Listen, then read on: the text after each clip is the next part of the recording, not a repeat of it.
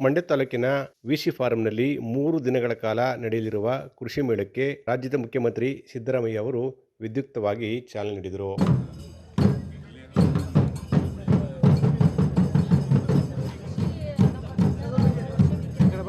ಕೃಷಿ ಮೇಳಕ್ಕೆ ಆಗಮಿಸಿದ ಮುಖ್ಯಮಂತ್ರಿ ಸಿದ್ದರಾಮಯ್ಯ ಅವರಿಗೆ ಪೊಲೀಸ್ ಇಲಾಖೆ ವತಿಯಿಂದ ಗೌರವ ವಂದನೆ ಸ್ವೀಕರಿಸಲಾಯಿತು.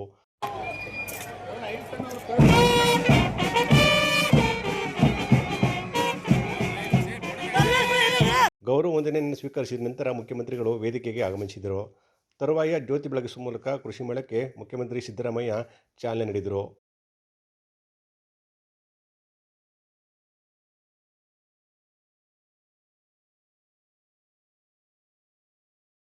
ನಂತರ ಮಾತನಾಡಿದ ಮುಖ್ಯಮಂತ್ರಿಗಳು, ರಾಜ್ಯ ಸರ್ಕಾರ ರೈತರ ಪರವಾಗಿದೆ ಮತ್ತು ಕೃಷಿ ಇಲಾಖೆಯನ್ನು ಬಲವರ್ಧನೆ ಮಾಡುವ ನಿಟ್ಟಿನಲ್ಲಿ ಹಲವಾರು ಕಾರ್ಯಕ್ರಮಗಳನ್ನು ಹಮ್ಮಿಕೊಂಡಿದೆ ಅಂತ ಹೇಳಿದರು. ಸಚಿವ ಚಲುವರಾಯಸ್ವಾಮಿ ಅವರು ಕೃಷಿ ಆಗಿರುವ ಸಂದರ್ಭದಲ್ಲಿ ಹಲವಾರು ಕಾರ್ಯಕ್ರಮಗಳನ್ನು ಜಾರಿಗೆ ತಂದಿದ್ದಾರೆ. ರೈತರು ಇದರ ಸದುಪಯೋಗ ಪಡೆದುಕೊಳ್ಳಬೇಕು ಅಂತ ಹೇಳಿದರು. ಸಾವಯವ ಕೃಷಿ ಪದ್ಧತಿ ಸೇರಿದಂತೆ ಹಲವಾರು ಕಾರ್ಯಕ್ರಮಗಳನ್ನು ಕೃಷಿ ಇಲಾಖೆಯಿಂದ ಅಳವಡಿಸಿದ್ದು ರೈತರು ಇದರ ಸದ್ಬಳಕೆ ಮಾಡಿಕೊಳ್ಳುವಂತೆ ಮುಖ್ಯಮಂತ್ರಿಗಳು ಸಲಹೆ ನೀಡಿದರು. ಈ 5 ಜಿಲ್ಲೆಗಳನ್ನು ಪ್ರತಿನಿಧಿಸತಕ್ಕಂಥ ವಿಶ್ವವಿದ್ಯಾನಿಲಯ, ಈ 5 ಜಿಲ್ಲೆಗಳಲ್ಲಿರ್ತಕ್ಕಂಥ ಜನರು, ರೈತರು ಮತ್ತು ಅವ್ರು ಬೆಳೀತಕ್ಕಂಥ ಬೆಳೆಗಳು ಈಗೆಲ್ಲ ಪ್ರದರ್ಶನ ಮಾಡಿದ್ದಾರೆ. 5 ಜಿಲ್ಲೆಗಳಲ್ಲಿ ಏನೇನು ಬೆಳೀತಾರೆ ಆ ಬೆಳೆಗಳನ್ನೆಲ್ಲ ತೋರಿಸ್ತಕ್ಕಂಥ ಕೆಲಸ ಮಾಡ್ತಾ ಇದ್ದಾರೆ. ಈ ಕೃಷಿ ಮೇಳದಲ್ಲಿ 5 ಜಿಲ್ಲೆಗಳಲ್ಲಿ ಪ್ರಮುಖವಾಗಿ ಬೆಳೀತಕ್ಕಂಥ ಬೆಳೆಗಳು ಅವು ರೈತರಿಗೆ ಗೊತ್ತಾಗಬೇಕು. ಈಗಾಗಲೇ ದರ್ಶನ್ ಪುಟ್ಟಣ್ಣಯ್ಯನವರು ಹೇಳಿದ್ರು, ನಾವು ವಿಶ್ವವಿದ್ಯಾಲಯಗಳಲ್ಲಿ ಏನನ್ನ ಹೊಸ ತಳಿಗಳನ್ನು ಮಾಡ್ತೀವಿ, ಹೊಸದಾಗಿ ಯಂತ್ರೋಪಕರಣಗಳನ್ನು ಬಳಸ್ತೀವಿ, ಇದನ್ನು ರೈತರಿಗೆ ತಲುಪಿಸ್ಬೇಕು. ರೈತರಿಗೆ ತಲುಪಿಸದೆ ಹೋದರೆ ಬರೀ ನಿಮ್ಮಲ್ಲೇ ವಿಶ್ವವಿದ್ಯಾಲಯದಲ್ಲೇ ಇಟ್ಕೊಂಡ್ರೆ ಪ್ರಯೋಜನ ಆಗೋದಿಲ್ಲ. ಅದಕ್ಕೆ ನಾನು ಅನೇಕ ಸಾರಿ ಹೇಳಿದ್ದೀನಿ, ಲ್ಯಾಬ್ ಟು ಲ್ಯಾಂಡ್ ಆಗಬೇಕು. ಲ್ಯಾಬೊರೇಟರಿನಲ್ಲಿ ಏನು ತಯಾರಾಗ್ತದೆ ಅವೆಲ್ಲವನ್ನೂ ಕೂಡ ರೈತರಿಗೆ ತಲುಪಿಸ್ತಕ್ಕಂಥ ಕೆಲಸ ಆಗಬೇಕು. ಯಾಕಂತಂದರೆ ಕೃಷಿ ಪ್ರಧಾನವಾದಂಥ ದೇಶ ಇದೆ. ಸುಮಾರು 78-80% ಕೃಷಿ ಮೇಲೆ ಅವಲಂಬನೆ ಆಗಿದ್ದರು ಸ್ವಾತಂತ್ರ್ಯ ಪೂರ್ವದಲ್ಲಿ. ಈಗ 60-62% ಬಂದ್ಬಿಟ್ಟಿದೆ. ಸುಮಾರು 20% ಜನ ಕೃಷಿಯಿಂದ ವಿಮುಖರಾಗಿದ್ದಾರೆ ಅಂತಕ್ಕಂಥ ಮಾತುಗಳನ್ನು ಹೇಳಲಿಕ್ಕೆ ಬಯಸ್ತಾ ಇದ್ದೇನೆ. ಕೃಷಿ ಸಚಿವ ಚಲುವರಾಯಸ್ವಾಮಿ ಮಾತನಾಡಿ, ಮಂಡ್ಯ, ಮೈಸೂರು, ಕೊಡಗು, ಚಾಮರಾಜನಗರ ಭಾಗದ ರೈತರನ್ನು ಆರ್ಥಿಕವಾಗಿ ಅಭಿವೃದ್ಧಿ ಮಾಡಲು ಮಂಡ್ಯದ ವಿಸಿ ಫಾರಂನಲ್ಲಿ ಕೃಷಿ ವಿಜ್ಞಾನಗಳ ವಿಶ್ವವಿದ್ಯಾಲಯವನ್ನು ಸ್ಥಾಪಿಸಲಾಗಿದೆ ಅಂತ ಹೇಳಿದರು. ಪ್ರತಿ ವರ್ಷ ವಿಸಿ ಫಾರಂನಲ್ಲಿ ಕೃಷಿ ಮೇಳ ಆಯೋಜನೆ ಮಾಡಿಕೊಂಡು ಬರಲಾಗುತ್ತಿದೆ. ಈ ವರ್ಷ ಮಂಡ್ಯ ವಿಶ್ವವಿದ್ಯಾಲಯ ಸ್ಥಾಪನೆಯಾದ ನಂತರ ಮೊದಲ ಬೃಹತ್ ಕೃಷಿ ಮೇಳ ಆಯೋಜನೆಯಾಗಿದೆ. ಕೃಷಿ ಮೇಳ 2025ರಲ್ಲಿ ಹೆಚ್ಚಿನ ಕೃಷಿ ತಳಿಗಳು, ತಂತ್ರಜ್ಞಾನಗಳನ್ನು, ಆಧುನಿಕ ಯಂತ್ರೋಪಕರಣಗಳನ್ನು ಅಳವಡಿಸಲಾಗಿದೆ ಅಂತ ಚಲುವರಾಯಸ್ವಾಮಿ ಹೇಳಿದರು. ಇಲ್ಲಿ ಕೃಷಿ ವಿಶ್ವವಿದ್ಯಾಲಯ ಮಾಡುವಂಥ ಆಲೋಚನೆ ಯಾರೂ ಮಾಡಿರ್ಲಿಕ್ಕೆ ಹೋಗಿಲ್ಲ. JKVK ಮೊದಲನೇ ಕೃಷಿ ವಿಶ್ವವಿದ್ಯಾನಿಲಯ ಆಯಿತು. ಅದಾದಮೇಲೆ 2ನೇ ಕೃಷಿ ವಿಶ್ವವಿದ್ಯಾನಿಲಯ ಧಾರವಾಡದಲ್ಲಾಯಿತು. 3ನೇ ಕೃಷಿ ವಿಶ್ವವಿದ್ಯಾನಿಲಯ ರಾಯಚೂರಲ್ಲಾಯಿತು. ಅದಾದ ನಂತರ 4ನೇ ಕೃಷಿ ವಿಶ್ವವಿದ್ಯಾನಿಲಯ ಶಿವಮೊಗ್ಗದಲ್ಲೂ ಆಯಿತು. 5ನೇ ಕೃಷಿ ವಿಶ್ವವಿದ್ಯಾನಿಲಯ ಇಡೀ ರಾಜ್ಯದಲ್ಲಿ ಅವಶ್ಯಕತೆ ಇಲ್ಲ, JKVKನೇ ಭಾಳ ರಾಜ್ಯದಲ್ಲಿ ಒಳ್ಳೆ ವಿಶ್ವವಿದ್ಯಾನಿಲಯ ಆಗಿ ಹೊರಹೊಮ್ಮಿದೆ. ರೈತರಿಗೆ ಅನೇಕ ಹೊಸ ತಳಿಗಳನ್ನ ಕೊಡ್ತಾ ಇದೆ. ಆದರೆ ನಾನು ಮಾನ್ಯ ಮುಖ್ಯಮಂತ್ರಿಗಳ ಹತ್ರ, ಇಲ್ಲ, ಮಂಡ್ಯ ರೈತರ ಜಿಲ್ಲೆ, ಮೈಸೂರು ವಿಭಾಗ ಒಂದು ರೀತಿ ಮಂಡ್ಯ ಒಂದೇ ಜಿಲ್ಲೆ ಇದ್ದದ್ದು, ಅದಾದ ನಂತರ ಬೈಫರ್ಕೇಟ್ ಆದದ್ದು. ಮೈಸೂರಿಗೆ ಮಂಡ್ಯಕ್ಕೆ ಒಂದು ಇತಿಹಾಸ ಇದೆ. ಶಿವಮೊಗ್ಗ, ಧಾರವಾಡ, ರಾಯಚೂರು, ಬೆಂಗಳೂರಿನಲ್ಲಾಗಿದೆ. ಇಲ್ಲೂ ಒಂದು ಕೃಷಿ ವಿಶ್ವವಿದ್ಯಾನಿಲಯ ಮಾಡ್ತಕ್ಕಂಥದ್ದು ಸೂಕ್ತ ಅಂತೇಳಿ ನಾನು ರಿಕ್ವೆಸ್ಟ್ ಮಾಡಿದಾಗ, ಬಹುಶಃ ಯಾರಿಗೂ ಮಂಡ್ಯದ ಬಗ್ಗೆ, ಮೈಸೂರು ವಿಭಾಗದ ಬಗ್ಗೆ ಅಸಮಾಧಾನ ಇಲ್ಲದೇ ಇದ್ದರೂ JKVKನ ಬೈಫರ್ಕೇಟ್ ಮಾಡ್ತಕ್ಕಂಥದ್ದು ಸರಿಯಾ ತಪ್ಪ ಅನ್ನೋ ಒಂದು ಕನ್ಫ್ಯೂಷನಲ್ಲಿತ್ತು. ಅಂಥ ಸಂದರ್ಭದಲ್ಲಿ ಮಾನ್ಯ ಮುಖ್ಯಮಂತ್ರಿಗಳಾದಂಥ ಸಿದ್ದರಾಮಯ್ಯಜಿಯವರು ಒಂದೇ ಮಾತಿನಲ್ಲಿ ಎಲ್ಲರ ಮಾತನ್ನು ಕೇಳಿ ಮಂಡ್ಯದಲ್ಲಿ ಆಗಲಿ ಮಂಡ್ಯ ಜನಕ್ಕೆ ಶಾಶ್ವತವಾದಂಥ ರೈತರಿಗೆ ಹೊಸ ಕೃಷಿಯನ್ನು ಅವಲಂಬಿಸ್ತಕ್ಕಂಥ ಒಂದು ಎಲ್ಲ ಥರದ ಪರಿಚಯವನ್ನು ಮಾಡ್ತಕ್ಕಂಥ ಹತ್ತಿರದಿಂದ ಕೃಷಿ ವಿಶ್ವವಿದ್ಯಾಲಯ ಒಂದು ಕೊಳ್ಳ ಎಲ್ಲರೂ ಸಹ ಇದಕ್ಕೆ ಸಹಮತ ಕೊಡಬೇಕು ಅಂದಾಗ ಬಹುಶಃ ನಾನು ಆ ಕ್ಷಣವನ್ನು ಮರೀಲಿಕ್ಕೆ ಸಾಧ್ಯ ಆಗಲ್ಲ. ಕಾರ್ಯಕ್ರಮದಲ್ಲಿ ರಾಜ್ಯ ಪರಿಸರ ಮಾಲಿನ್ಯ ನಿಯಂತ್ರಣ ಮಂಡಳಿ ಅಧ್ಯಕ್ಷರಾದ ನರೇಂದ್ರ ಸ್ವಾಮಿ, ರಾಜ್ಯ ಗ್ಯಾರಂಟಿ ಅನುಷ್ಠಾನ ಪ್ರಾಧಿಕಾರದ ಉಪಾಧ್ಯಕ್ಷರಾದ ಗೂಳಿಗೌಡ, ಮಂಡ್ಯ ವಿಧಾನಸಭಾ ಕ್ಷೇತ್ರದ ಶಾಸಕ ರವಿಕುಮಾರ್ ಗೌಡ ಗಣಿಗ, ಮೇಲುಕೋಟೆ ಶಾಸಕ ದರ್ಶನ್ ಪುಟ್ಟಣ್ಣಯ್ಯ, ಶ್ರೀರಂಗಪಟ್ಟಣ ಶಾಸಕ ರಮೇಶ್ ಬಂಡಿ ಸಿದ್ದೇಗೌಡ, ಮಧುಜಿ ಮಾದೇಗೌಡ, ಸಿಡಿ ಗಂಗಾಧರ್, ಮಂಡ್ಯ ಕೃಷಿ ವಿಜ್ಞಾನಗಳ ವಿಶ್ವವಿದ್ಯಾಲಯದ ವಿಶೇಷ ಅಧಿಕಾರಿ ಡಾಕ್ಟರ್ ಕೆ ಎಂ ಅರುಣಿಕುಮಾರ್, ರಾಜ್ಯ ಸಣ್ಣ ಕೈಗಾರಿಕೆಗಳ ಉಪಾಧ್ಯಕ್ಷೆ ವಿಜಯಲಕ್ಷ್ಮಿ ರಘುನಂದನ್, ಎಂಡಿಸಿಸಿ ಬ್ಯಾಂಕ್ ಅಧ್ಯಕ್ಷರಾದ ಸಚಿನ್ ಚಿಲುವರಾಯಸ್ವಾಮಿ, ಜಿಲ್ಲಾಧಿಕಾರಿ ಡಾಕ್ಟರ್ ಕುಮಾರ, ಜಿಲ್ಲಾ ಪಂಚಾಯತ್ ಮುಖ್ಯ ಕಾರ್ಯನಿರ್ವಹಣಾಧಿಕಾರಿ ಕೆಆರ್ ನಂದಿನಿ, ಜಿಲ್ಲಾ ಪೊಲೀಸ್ ಮುಖ್ಯ ವರಿಷ್ಠಾಧಿಕಾರಿ ಮಲ್ಲಿಕಾರ್ಜುನ ಬಾಲದಂಡಿ ಸೇರಿದಂತೆ ಅನೇಕರು ಪಾಲ್ಗೊಂಡಿದ್ದರು. ಮಂಡ್ಯ ನಗರ ಸೇರಿದಂತೆ ರಾಜ್ಯದ ವಿವಿಧ ಭಾಗಗಳಿಂದ ಸಾವಿರಾರು ಸಂಖ್ಯೆಯಲ್ಲಿ ರೈತರು ಕೃಷಿ ಮೇಳಕ್ಕೆ ಆಗಮಿಸಿದರು.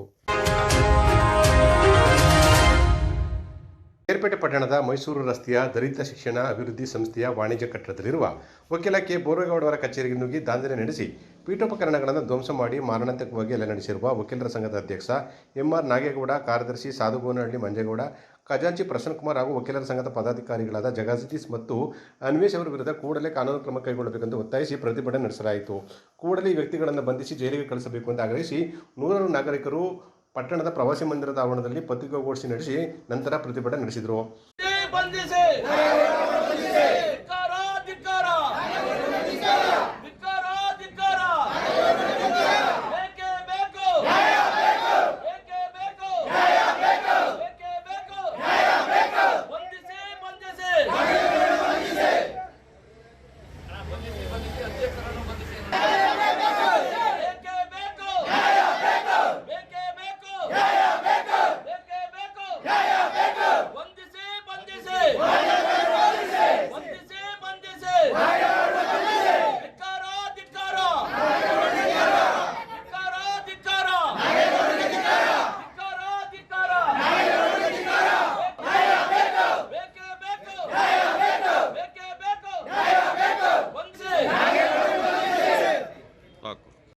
ಗವಿರಂಗನಾಥ ಸ್ವಾಮಿ ದೇವಾಲಯದ ಆವರಣದಲ್ಲಿ ಗೂಡ್ಸ್ ಟೆಂಪೋ ಹರಿದು ಸಾರಂಗಿ ಗ್ರಾಮದ ಇಬ್ಬರು ಮಹಿಳೆಯರು ಅಪಘಾತದಲ್ಲಿ ನಿಧನರಾದ ಕೇಸನ್ನು ಪಡೆದುಕೊಳ್ಳುವ ವಿಚಾರದಲ್ಲಿ ನಾಗೇಗೌಡ ಅವರು ಏಕಾಏಕಿ ಬೋರೇಗೌಡರ ಕಚೇರಿಗೆ ನುಗ್ಗಿ ನನಗೆ ಬಂದಿರುವ ಅಪಘಾತದ ಕೆಲಸನ ನೀನು ಏಕೆ ತೆಗೆದುಕೊಳ್ತೀಯಾ, ನನ್ನ ತಂಟೆಗೆ ಬಂದರೆ ನಿನ್ನನ್ನು ಮುಗಿಸಿಬಿಡ್ತೇನೆ ಅಂತ ಕೊಲೆ ಬೆದರಿಕೆ ಹಾಕಿದ್ದಲ್ಲದೆ ಬೋರೇಗೌಡರ ಕಚೇರಿಯಲ್ಲಿದ್ದ ಕಂಪ್ಯೂಟರ್, ಲ್ಯಾಪ್ಟಾಪ್ ಸೇರಿದಂತೆ ಪೀಠೋಪಕರಣಗಳನ್ನು ಧ್ವಂಸ ಮಾಡಿದ್ದಾರೆ.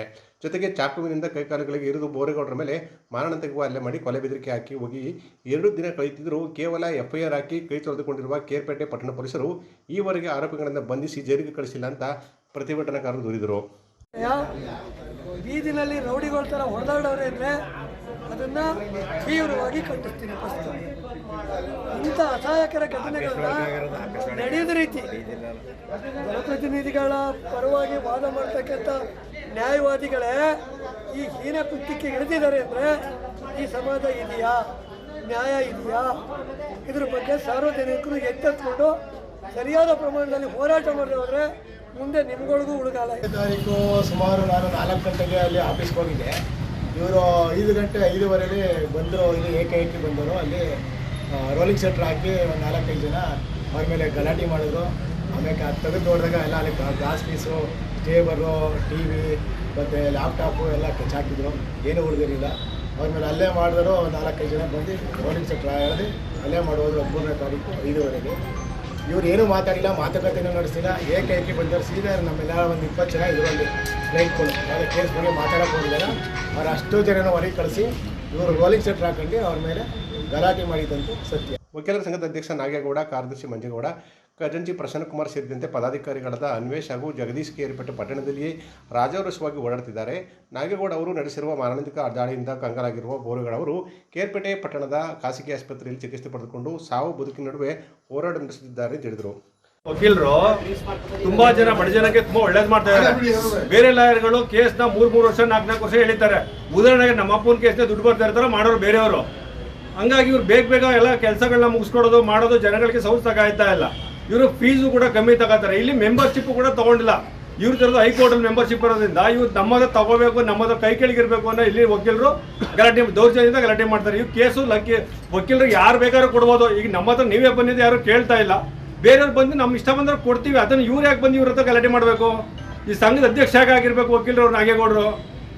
ಇದನ್ನು ಫಸ್ಟ್ ಕಾನೂನು ಕ್ರಮ ತಗೊಂಡು ಅವ್ರನ್ನ ರಾಜೀನಾಮೆ ಕೊಡಿಸಿ ಸಂಘದಿಂದ ಉಚ್ಚಾಟನೆ ಮಾಡಿ ವಕೀಲ ಸಂಘಕ್ಕೆ ಅವರು ಅವಮಾನ ಇರಬಾರ್ದು. ಅವ್ರನ್ನ ದಯವಿಟ್ಟು ಅವ್ರನ್ನ ಕೆಳಗಿಳಿಸ್ಕೊಡಿ ಅವ್ರನ್ನ. ಇಷ್ಟಾದರೂ ಕೂಡ ಪೊಲೀಸರು ನಮಗೂ ಘಟನೆಗೂ ಯಾವುದೇ ಸಂಬಂಧ ಇಲ್ಲ ಮತ್ತು ಬೇಜವಾಬ್ದಾರಿತನವಾಗಿ ವರ್ತಿಸುತ್ತಿದ್ದಾರೆ ಅಂತ ಅವರು ಆರೋಪಿಸಿದರು. ಇದು ಏಕಾಏಕಿ ಹೋಗಿ ಅವರೊಬ್ಬರು ಅಧ್ಯಕ್ಷರಾಗಿ ಬಾಗ್ಲು ಹಾಕೊಂಡು ಹೊಡೆದವರೆಲ್ಲ ಇದು ನ್ಯಾಸ.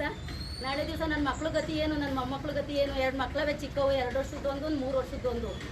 ಅವ್ರಿಗೇನಾರ ಹೆಚ್ಚು ಕಡಿಮೆ ಆಗಿದ್ರೆ ಕಾರಣ ಯಾರಾಯ್ತಿದ್ರು?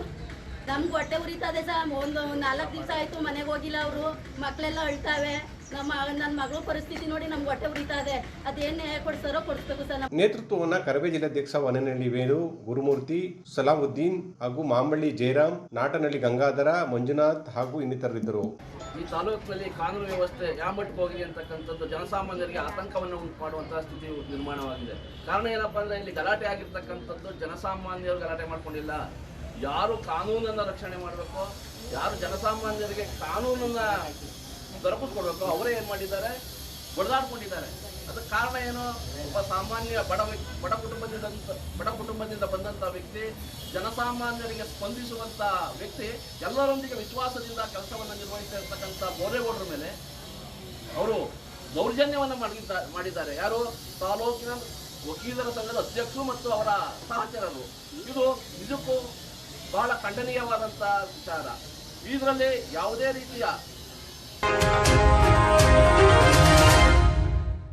ಮದ್ದೂರು ನಗರದ ಪೇಟೆ ಬೀದಿಯ ಕೊಲ್ಲಿ ಸರ್ಕಲ್ನಿಂದ ಟಿಪಿ ಸರ್ಕಲ್ವರೆಗೆ ರಸ್ತೆ ಅಗಲೀಕರಣಕ್ಕೆ ಸಂಬಂಧಿಸಿದಂತೆ ಡಿಸೆಂಬರ್ 6ರಂದು ಮಧ್ಯಾಹ್ನ 3:30 ಗಂಟೆಗೆ ನಗರದ ಪ್ರವಾಸಿ ಮಂದಿರದ ಆವರಣದಲ್ಲಿ ಸಭೆ ಕರೆಯಲಾಗಿದ್ದು, ಸಭೆಗೆ ಮದ್ದೂರು ಪೇಟೆ ಬೀದಿಯ ವರ್ತಕರು, ಬೀದಿ ಬದಿ ವ್ಯಾಪಾರಿಗಳು ಹೆಚ್ಚಿನ ಸಂಖ್ಯೆಯಲ್ಲಿ ಪಾಲ್ಗೊಳ್ಳುವಂತೆ ಶಾಸಕ KM ಉದಯ್ ಮನವಿ ಮಾಡಿದ್ದಾರೆ.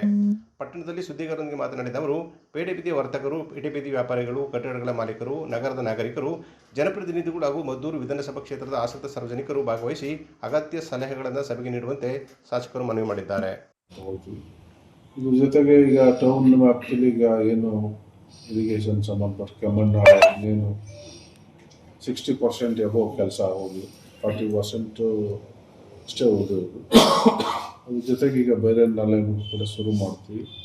ಜೊತೆಯಾಗಿ ಈಗ ಏನು ಪೇಟೆ ಬಿದ್ದಿದ್ದು ಅಗಲೀಕರಣ ಸಂಬಂಧಪಟ್ಟಂಗೆ 100 ಅಡಿಗೆ ಎಲ್ಲ DPR ಪ್ರತಿಯೊಂದು ಸಿದ್ಧತೆಯಾಗಿ ಫೈನಲ್ ಮೀಟಿಂಗು ಮೊನ್ನೆ ಎಲ್ಲ 10 ಇಲಾಖೆಯ ಪ್ರಧಾನ ಕಾರ್ಯದರ್ಶಿಗಳ ಜೊತೆಗೆ ಮುಖ್ಯಮಂತ್ರಿಗಳ ಅಧ್ಯಕ್ಷತೆಯಲ್ಲಿ ಸೇರಿದ್ದು.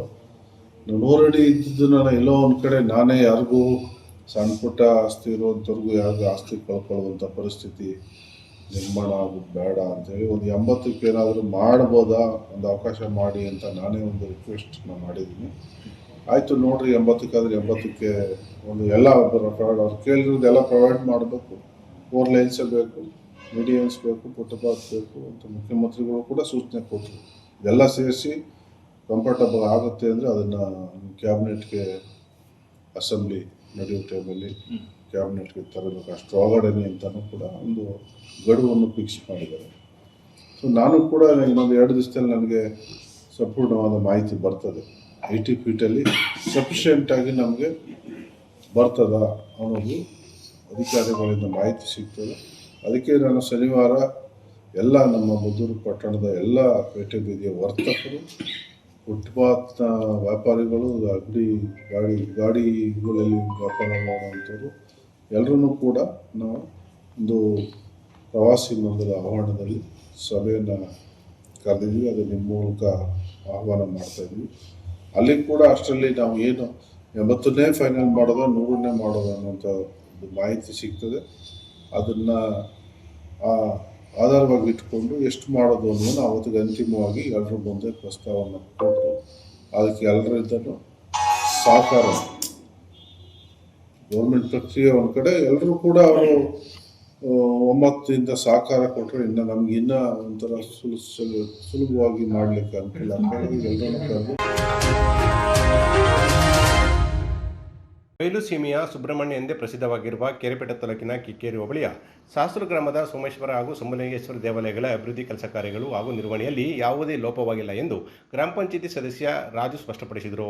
ಸಾಸೂರು ಗ್ರಾಮದಲ್ಲಿ ಗ್ರಾಮಸ್ಥರು ಹಾಗೂ ದೇವಾಲಯದ ಅರ್ಚಕರೊಂದಿಗೆ ಪತ್ರಿಕಾಗೋಷ್ಠಿ ಮಾತನಾಡಿದ ಅವರು, ಗ್ರಾಮದ ಮುಖಂಡ ಹಾಗೂ ಹಿಂದೆ ದೇವಾಲಯದ ನಿರ್ವಹಣೆ ಮತ್ತು ಗುತ್ತಿಗೆ ಕಾಮಗಾರಿಗಳನ್ನು ನಡೆಸುತ್ತಿದ್ದ ಮಹಾದೇವ ಎಂಬ ವ್ಯಕ್ತಿಯು ದೇವಾಲಯ ಹಾಗೂ ಅರ್ಚಕರ ವಿರುದ್ಧ ಮಾಡಿರುವ ಆರೋಪಗಳೆಲ್ಲವೂ ಸುಳ್ಳಿನ ಕಂತೆಯಾಗಿದ್ದು, ದೇವಾಲಯದ ಅಭಿವೃದ್ಧಿ ಕೆಲಸ ಕಾರ್ಯಗಳನ್ನು ನಡೆಸಿರುವಂತೆ ಸುಳ್ಳು ಬಿಲ್ ಹಾಗೂ ಕಳ್ಳ ಬಿಲ್ಗಳನ್ನು ಸೃಷ್ಟಿಸಿ ಲಕ್ಷಾಂತರ ರೂಪಾಯಿ ಹಣ ಲೂಟಿ ಮಾಡಿರುವುದು. ಮಹಾದೇವ ಎಂಬ ವ್ಯಕ್ತಿಯು ಅರ್ಚಕರು ಹಾಗೂ ಮುಜರಾಯಿ ಇಲಾಖೆ ಅಧಿಕಾರಿಗಳಿಗೆ ಬ್ಲ್ಯಾಕ್ಮೇಲ್ ನಡೆಸಿ ತಮಗೆ ಇಂತಿಷ್ಟು ಲಂಚದ ಹಣವನ್ನು ನೀಡದಿದ್ದರೆ ನಿಮ್ಮ ವಿರುದ್ಧ ಇಲ್ಲಸಲ್ಲದ ಆರೋಪ ನಡೆಸಿ ನಿಮ್ಮ ಮಾನ ಮರ್ಯಾದೆ ಹರಾಜು ಮಾಡುವುದಾಗಿ ಬೆದರಿಕೆ ಹಾಕಿರುತ್ತಾರೆ ಅಂತ ಹೇಳಿದರು. ಈ ಬಗ್ಗೆ ಕಿಕ್ಕೇರಿ ಪೊಲೀಸ್ ಠಾಣೆಯಲ್ಲಿ ದೂರು ದಾಖಲಾಗಿದೆ. ಸಾಸೂರು ಗ್ರಾಮದ ದೇವಾಲಯದ ಅಭಿವೃದ್ಧಿ ಮತ್ತು ಕಾಂಪೌಂಡ್ ನಿರ್ಮಾಣಕ್ಕಾಗಿ 70 ಲಕ್ಷ ರೂಪಾಯಿಗಳ ಅಂದಾಜು ಪಟ್ಟಿಯನ್ನು ತಯಾರಿಸಿ ಅದನ್ನು ಮಂಜೂರು ಮಾಡಿಸಿಕೊಡುವಂತೆ ಮುಜರಾಯಿ ಇಲಾಖೆ ಮೂಲಕ ತಹಶೀಲ್ದಾರ್, ಉಪವಿಭಾಗಾಧಿಕಾರಿ ಹಾಗೂ ಅಪರ ಜಿಲ್ಲಾಧಿಕಾರಿಗಳಿಗೆ ಮನವಿ ನೀಡಿದ ಮಹಾದೇವ ಅವರ ನೀಡಿರುವ ಅಂದಾಜು ಪಟ್ಟಿಯಲ್ಲಿರುವ ಎಲ್ಲ ಕಾಮಗಾರಿಗಳು ಕೇವಲ 25 ರಿಂದ 30 ಲಕ್ಷ ರೂಪಾಯಿಗಳ ವೆಚ್ಚದಲ್ಲಿ ನಡೆಸುವ ಕಾಮಗಾರಿಗಳಾಗಿದ್ದು, ಹಣ ಲೂಟಿ ಹೊಡೆಯಲು ಸಿದ್ಧಪಡಿಸಿರುವ ಹೆಚ್ಚಿನ ಅನುದಾನಕ್ಕೆ ಮಂಜೂರಾತಿ ನೀಡಬಾರದು ಎಂದು ಗ್ರಾಮಸ್ಥರು ನೀಡಿದ ದೂರಿನ ಅನ್ವಯ ಅಂದಾಜು ಪಟ್ಟಿಗೆ ತಡೆ ನೀಡಿದ್ದ ತಹಶೀಲ್ದಾರ್ ಮತ್ತು ವಿಷಯ ನಿರ್ವಾಹಕ ಮಹಾದೇವ್ ವಿರುದ್ಧ ಇಲ್ಲಸಲ್ಲದ ಸುಳ್ಳು ಆರೋಪ ಮಾಡುತ್ತಿದ್ದಾರೆ ಅಂತ ಅವರು ಹೇಳಿದರು. ಮೊನ್ನೆ ಮಾಡಿದಾಗ ನನ್ನ ಮೇಲೆ ಆರೋಪ ಮಾಡಿದ್ದಾರೆ. ಆರೋಪ ಮಾಡಿದರೆ ಅವ್ಯವಹಾರ ಮಾಡಿದ್ದಾರೆ. ಈಗ ನಿಮಗೆ ದಾಖಲಾತಿ ಕೊಟ್ಟಿದ್ದೀನಿ, ಅವ್ರ ಅಮೌಂಟ್ ದುಡ್ಡು ಹೋಗಿದೆ, ಅವ್ರು ಯಾವುದೇ ಕೆಲಸ ಮಾಡಿಲ್ಲ. ನಾನು ಗ್ರಾಮ ಪಂಚಾಯತಿ ಮೆಂಬರಾಗಿ 5 ವರ್ಷದಿಂದ ಏನು ಅಭಿವೃದ್ಧಿ ಮಾಡ್ಕೊ ಬಂದಿದ್ದೀನಿ, ಅದಕ್ಕೆ ನಾನು ಮಾಡಿರೋ ಬಿಲ್ ತಗೊಂಡಿಲ್ಲ. ಸುಮಾರು ಸಣ್ಣ ಪುಟ್ಟವು ಏನು ತಗೋಬೇಕು ಅಂಥವ್ರು ಬಿಲ್ ತಗೊಂಡಿದ್ದೀನಿ.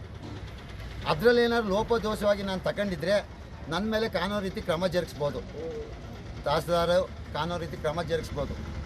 ನಾವು ಇವ್ರಿಗೆ ಯಾವುದೋ ಒಂದು ಎಸ್ಟಿಮೇಟ್ ತಗೋಗಿ ಮಾಡಿಕೊಡ್ಲಿಲ್ಲ ಅಂದ್ಬಿಟ್ಟು ಪ್ರಸನ್ನ ಮೇಲೆ, ಪೂರ್ಣಿಮೆ ಮೇಲೆ, ತಹಸೀಲ್ದಾರ್ ಮೇಲೆ ಸುಳ್ಳು ಹೇಳಿದ್ರೆ ಏನು ಬರುತ್ತೆ? ಇವರು ಯಾವುದೋ ಬಿಲ್ ತಗೋಗಿ ಬಿಲ್ ಮಾಡಿಕೊಡುವಂಥವ ಮಾಡಿಕೊಡದೆ ಇರೋಕ್ಕೆ ಅವ್ರ ಮೇಲೆಲ್ಲ ಕತೆ ಕಟ್ಟಿದ್ರೆ ಯಾರು ನಂಬ್ತಾರೆ ಇವತ್ತು? ಹೇಳಿ, ಯಾರು ನಂಬ್ತಾರೆ? ಯಾರು ಆರೋಪ ಮಾಡಿರೋದು ನಿಮ್ಮ ಮೇಲೆ? ಮಾದೇವ್ ಅಂತ ಅವರೊಬ್ಬರೇ? ಒಬ್ಬರೇ ಮಾದೇವರೇ. ಅವ್ರ ಹೆಸರಿಗೂ ಬಿಲ್ ಆಗಿದೆ. ಆಮೇಲೆ ಅವರು ಬೇರೆಯವ್ರಿಗೂ ಹಾಕ್ಸಿದ್ದಾರೆ. ಏನು ಕೆಲಸ ಮಾಡಿಲ್ಲ ಅವರು ಬೇರೆಯವ್ರಿಗೂ ಹಾಕ್ಸಿದ್ದಾರೆ. ಈ ಥರ ನಂದೇನಾದ್ರು ಅವ್ಯವಹಾರದಿದ್ರೆ ನಿಮಗೆ ಯಾವುದೇ ಥರದಲ್ಲಿ ಲೋಪದೋಷ ಇದ್ರೂ ತನಿಖೆ ನಡೆಸಬೇಕು ಅಂತ ನಾನು ಮೇಲ್ಮನವಿ ಸಲ್ಲಿಸ್ತೀನಿ. ಹಾಗೂ ಈ ಪತ್ರಿಕಾ ಮಾಧ್ಯಮದಲ್ಲಿ ಮಾತಾಡೋದು ಇಷ್ಟೇ, ಯಾವುದೇ ಅಧಿಕಾರಿಗಳು ಸುಮ್ಮನೆ ಕೂತ್ಕೋಬಾರ್ದು. ಸಾಸಲು ಗ್ರಾಮದಲ್ಲಿ ಅವ್ಯವಹಾರದ ಹೊಳೆ ಎದ್ದು ಬರ್ತಾ ಇದೆ. ಇದು ಭಕ್ತಾದಿಗಳ ಮನ ಕೆಳುಕುವಂಥ ಕೆಲಸ ಆಗ್ತಾ ಇದೆ. ದಯಮಾಡಿ ಇದಕ್ಕೆ ನೀವು ಯಾವ ಥರದ ಉತ್ತರವನ್ನು ಕೊಡ್ತೀರಾ, ಯಾವತ್ತು ಸಭೆಯನ್ನು ಕರಿತೀರಾ ಇದೇ ಗ್ರಾಮದಲ್ಲಿ, ಈ ಸಾಸಲು ಗ್ರಾಮದಲ್ಲಿ ಎಲ್ಲ ಅಧಿಕಾರಿಗಳು ಎಲ್ಲ ಸಮ್ಮುಖದಲ್ಲೂ ಈ ಏನೇನು RTIನಲ್ಲಿ ದಾಖಲಾತಿಗಳು ನೀವು ಕೊಟ್ಟಿರೋಂಥ ದಾಖಲಾತಿಗಳೇ, ಬೇರೆ ಏನೂ ಅಲ್ಲ. ದಾಖಲಾತಿಗಳನ್ನ ನೀವು ಕೊಟ್ಟಿದ್ರೆ ಅದ್ರ ಮೇಲೆ ನಾವು ಪ್ರಸ್ತಾಪ ಮಾಡ್ತಾ ಇರೋಂಥದ್ದು. ಯಾವುದೋ ಸುಳ್ಳು ಲೋಪದೋಷಗಳು ಏನೂ ಇರೋದಿಲ್ಲ. ಹಂಗಾಗಿ ನೀವು ಇದಕ್ಕೆ ನೀವೇ ನ್ಯಾಯವನ್ನು ಒದಗಿಸ್ಕೊಡ್ಬೇಕು. ಭಕ್ತಾದಿಗಳಿಗೆ ಮನವರಿಕೆಯನ್ನು ಮಾಡಿ ಆ ದುಡ್ಡು ಲೋಪದೋಷ ಹೇಗಾಗಿದೆ, ಯಾವ ಥರ ಆಗಿದೆ ಅನ್ನೋದ್ರ ಬಗ್ಗೆ ವಿಚಾರವನ್ನು ಮಾಡಿಕೊಡ್ಬೇಕು ಅಂತ ಈ ಸಂದರ್ಭದಲ್ಲಿ ಗ್ರಾಮದ ಮುಖಂಡರಾದ ಸೋಮೇಶ್, ಪುಟ್ಟರಾಜು, ಶಿವಮೂರ್ತಿ, BC ಕುಮಾರ್, ಬಸವರಾಜು ಸೇರಿದಂತೆ ಅನೇಕರಿದ್ದರು. ಮಂಡ್ಯ ತಾಲೂಕಿನ ಸುಂಡಹಳ್ಳಿ ಗ್ರಾಮದಲ್ಲಿರುವ ಕಾವೇರಿ ತಾಂತ್ರಿಕ ಮಹಾವಿದ್ಯಾಲಯದಲ್ಲಿ IEE ವಿಭಾಗದ ಬ್ಯಾಂಕಿನ ಉದ್ಘಾಟನಾ ಸಮಾರಂಭ ನಡೆಯಿತು.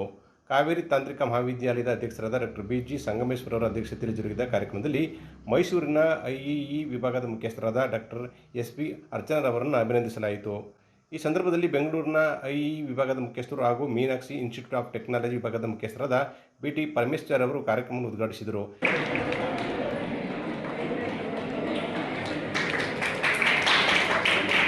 ಈ ಸಂದರ್ಭದಲ್ಲಿ ಮಾತನಾಡಿದ ಅವರು, ವಿದ್ಯಾರ್ಥಿಗಳು ಬದಲಾಗುತ್ತಿರುವ ಕಾಲಘಟ್ಟಕ್ಕೆ ತಮ್ಮನ್ನು ಅಪ್ಡೇಟ್ ಮಾಡಿಕೊಳ್ಳಬೇಕು ಮತ್ತು ಗುರಿಯತ್ತ ಸಾಧನೆ ಮಾಡಬೇಕು ಅಂತ ಹೇಳಿದರು. We can also become IEEE Women Engineering Affinity Group. Women Engineering, IEEE Women Engineering you can start.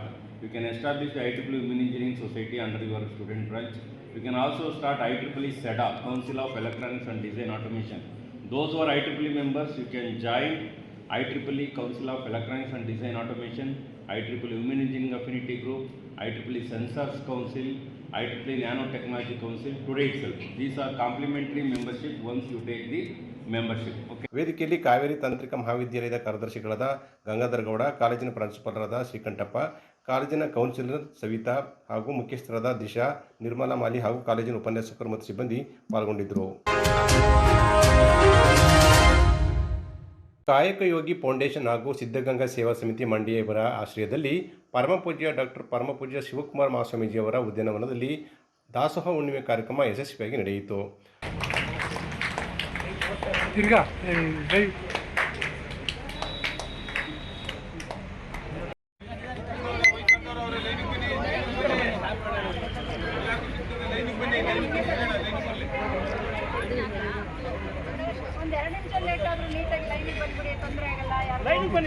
Mandya ನಗರಸಭೆ ಆಯುಕ್ತರಾದ ಪಿ ಪಂಪಶ್ರೀ, ನಗರಸಭಾ ಸದಸ್ಯರಾದ ಕೆ ವಿದ್ಯಾ ಮಂಜುನಾಥ್, ಇಂಡುವಾಡು ಗ್ರಾಮ ಪಂಚಾಯಿತಿ ಅಧ್ಯಕ್ಷರಾದ ಶೈಲಜಾ ಸೋಮಶೇಖರ್, ಕಾಯಕೋಗಿ ಫೌಂಡೇಶನ್ ಅಧ್ಯಕ್ಷರಾದ M Shivakumar, L Sandesh, MS Manjunath, Shivarudraswamy, HP, BS Anupama, Mallikarjuna ಸೇರಿದಂತೆ ಅನೇಕರಿದ್ದರು. ದಾಸೋಹ ಹುಣ್ಣಿಮೆ ಕಾರ್ಯಕ್ರಮದ ಅಂಗವಾಗಿ ಅನ್ನದಾಸೋಹ ಕಾರ್ಯಕ್ರಮವನ್ನು ಹಮ್ಮಿಕೊಳ್ಳಲಾಯಿತು. ಇದೇ ಸಂದರ್ಭದಲ್ಲಿ ನಗರಸಭೆ ಆಯುಕ್ತರಾದ ಪಂಪಶ್ರೀ ಅವರನ್ನು ಆತ್ಮೀಯವಾಗಿ ಗೌರವಿಸಲಾಯಿತು.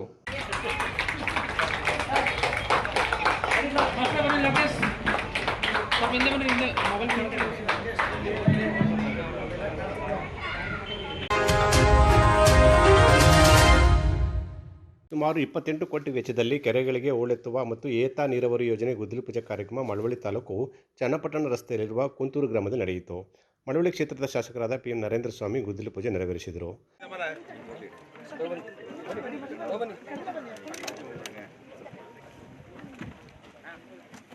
ನಂತರ ಮಾತನಾಡಿದ ಶಾಸಕರು, ಹಲಗೂರು ಹೋಬಳಿ ನೀರಾವರಿ ವಂಚಿತ ಪ್ರದೇಶವಾಗಿದ್ದು, ಶಿಂಷಾ ನದಿಯಿಂದ ಪೈಪಿನ ಮುಖಾಂತರ 12 ಕೆರೆಗಳಿಗೆ ಏತ ನೀರಾವರಿ ಯೋಜನೆ 2008 ಹಲಗೂರು ಸುತ್ತಮುತ್ತ ಸುಮಾರು 100ಕ್ಕೂ ಹೆಚ್ಚು ಬೋರ್ವೆಲ್ ಕೊರೆಸಿದ್ದು ನೀರು ಬರುತ್ತಿರಲಿಲ್ಲ. ಯಡಿಯೂರಪ್ಪ ಅವರು ಮುಖ್ಯಮಂತ್ರಿಯಾಗಿ ಇದ್ದಾಗ ಬಿಜೆಪಿಯಲ್ಲಿದ್ದೆ.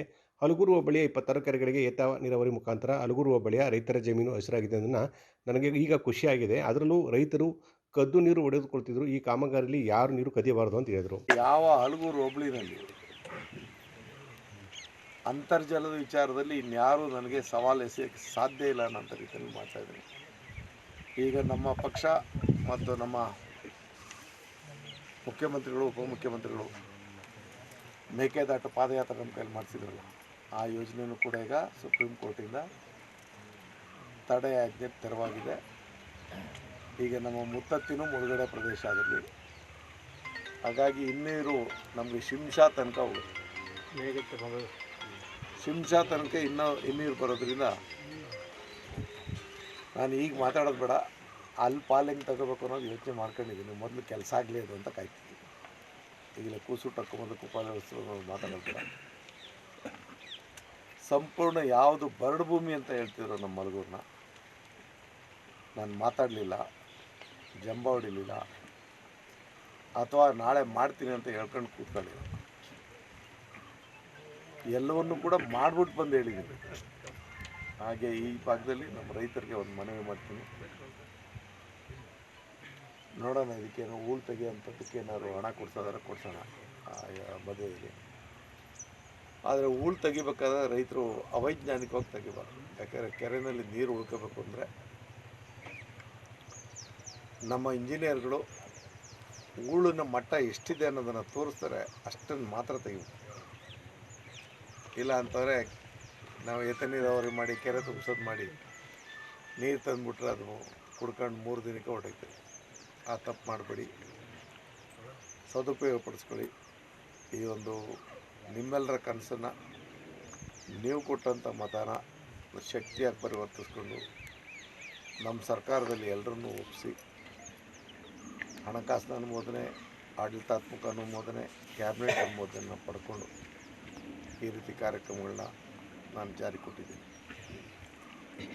ಬೇರೆ ಸಂದರ್ಭದಲ್ಲಿ ನಾನು ರಾಜಕಾರಣ ಮಾತಾಡೋದು ಗೊತ್ತು.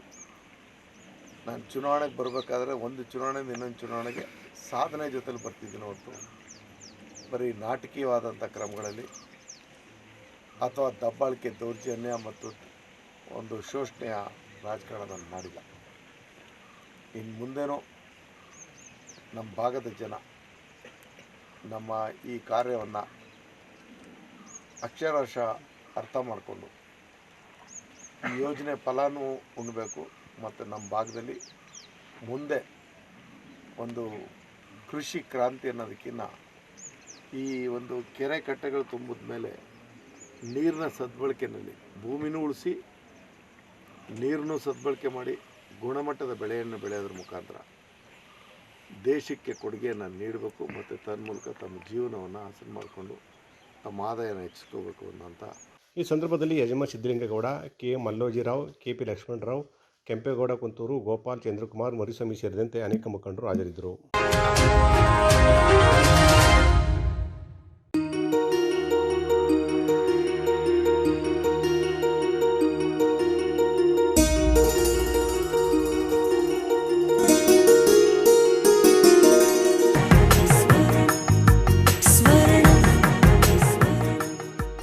ಸ್ವರ್ಣ. ಇದು ಬಾಂಧವ್ಯಗಳ ಬೆಸುಗೆ